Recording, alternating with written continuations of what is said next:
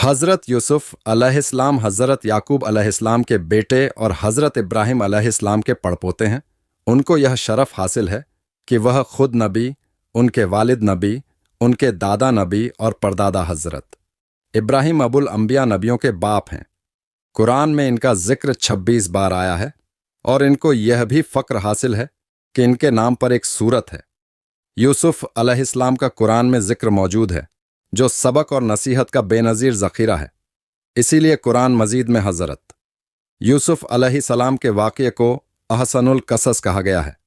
حضرت یوسف علیہ السلام کا خواب اور یوسف کے بھائی شروع زندگی ہی سے حضرت یوسف کی دماغی اور فطری استعداد دوسرے بھائیوں کے مقابلے میں بالکل جدا اور نمایاں تھی۔ ساتھ ہی حضرت یعقوب علیہ السلام یوسف علیہ السلام کی پیشانی کا چمکتا ہوا نور نبوت پہچانتے اور اللہ کی وحی کے ذریعے اس کی اطلاع پا چکے تھے۔ انہی وجہ سے وہ اپنی تمام اولاد میں حضرت یوسف علیہ السلام سے بے حد محبت رکھتے تھے، اور یہ محبت یوسف کے بھائیوں سے بے حد شاخ اور ناقابل برداشت تھی، اور وہ ہر وقت اس فکر میں لگے رہتے تھے کہ یا تو حضرت یعقوب کے دل سے اس محبت کو نکال ڈالیں، اور یا پھر یوسف ہی کو اپنے راستے سے ہٹا دیں تاکہ قصہ پاک ہو جائے۔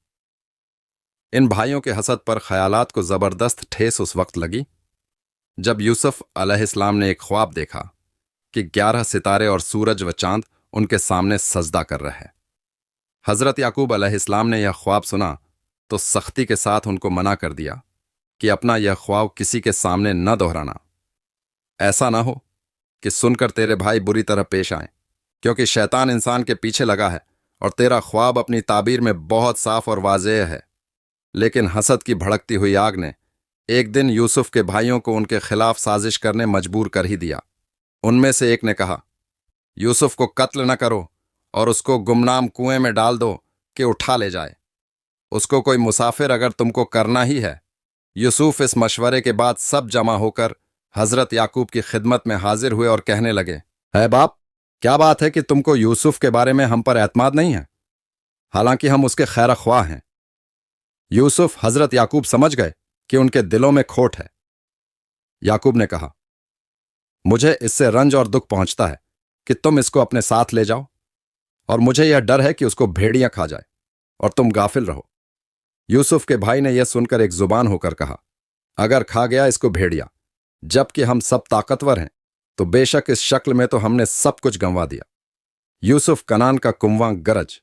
یوسف علیہ السلام کے بھائی یوسف کو سیر کرانے کے بہانے لے گئے اور مشورے کے مطابق اس کو ایک ایسے کنویں میں ڈال دیا جس میں پانی نہ تھا اور مدت سے سوکھا پڑا تھا، اور واپسی میں اس کی قمیض کو کسی جانور کے خون میں تر کر کے روتے ہوئے حضرت یعقوب علیہ السلام کے پاس آئے اور کہنے لگے، اے باپ، اگرچہ ہم اپنی سچائی کا کتنا ہی یقین دلائیں، مگر تم کو ہرگز یقین نہ آئے گا کہ ہم دوڑ میں ایک دوسرے سے آگے نکلنے میں لگے ہوئے تھے کہ اچانک یوسف کو بھیڑیاں اٹھا کر لے گیا۔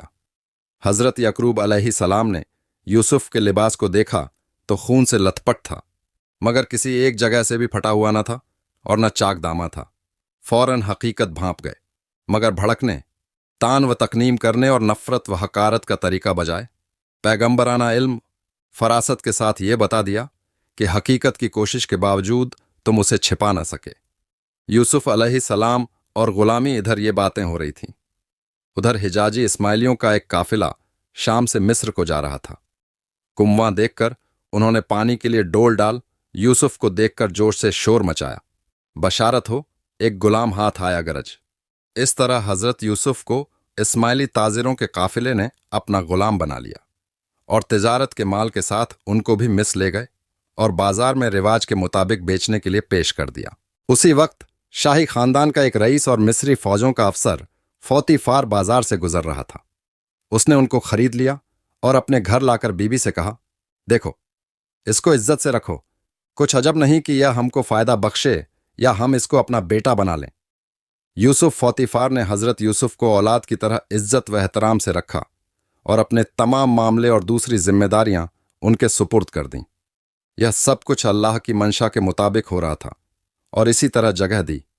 ہم نے یوسف کو اس ملک میں اور اس واسطے کہ اس کو سکھائیں باتوں کا نتیجہ اور مطلب نکالنا، اور اللہ طاقتور رہتا ہے اپنے کام میں، लेकिन अक्सर आदमी ऐसे हैं जो नहीं जानते। यूसुफ इंशाअल्लाह अगले पार्ट में अजीज़ मिस्र की बीवी जुलेखा और यूसुफ अलैहिस्सलाम के वाक़ये पर गौर करेंगे। जो आप हमें फेसबुक पर देख रहे हैं तो फॉलो करें, यूट्यूब पर सब्सक्राइब करें।